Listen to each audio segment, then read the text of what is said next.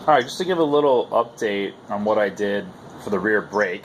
If you guys remember before, I had the bar that I bought from Fast to the Past, or Fast from the Past, or whatever that site is, and it was too short of a bend.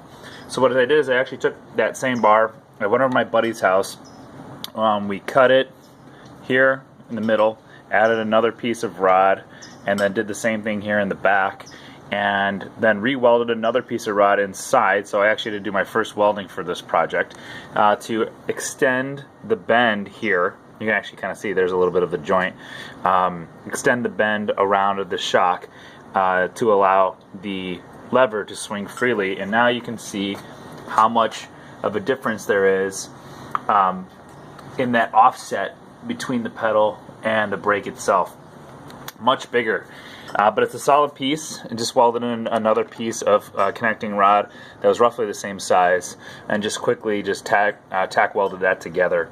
And then I actually just painted this black because those welds would rust. So I just sanded this and then painted it, and then connected the tie rod end, and then now the brake moves nice and freely, and it works really great. I've actually taken it for a ride, and everything works good.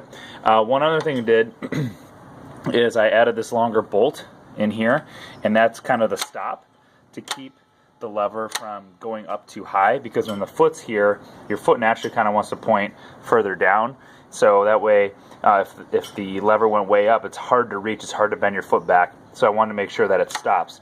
So really this is the wheel spinning free in this position, and that right there, just that about inch of movement, full brake stop and release. And the lever was still kind of sticking a little bit.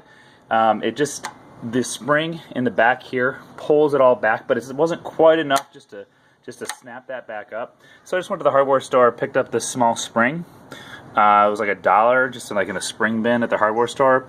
Looped it around the bolt there, and then hooked it through one of the eye holes here on the lever itself, and now it snaps back nice and easy. So the rear brakes are all set, and again, the only thing that it's missing, if I ever decide or try to do that, would be connecting the switch for a brake light, but really that would be pretty difficult to do considering the positioning and how I'd have to put a switch in and then run a wire. I do have the connector for the brake light inside that pan. If I ever decide to maybe run the brake light down here, something, and put a switch in there, but really I use both brakes anyway, so don't really need to put the brake light on that lever. As long as I'm using the front brake, the brake light will light up. So there's the update on the rear brake with this new custom rod that I had to do some welding on, and wouldn't have had to do welding if they made it this way, but nobody does. So that's how I hacked my way through finishing up the rear brake.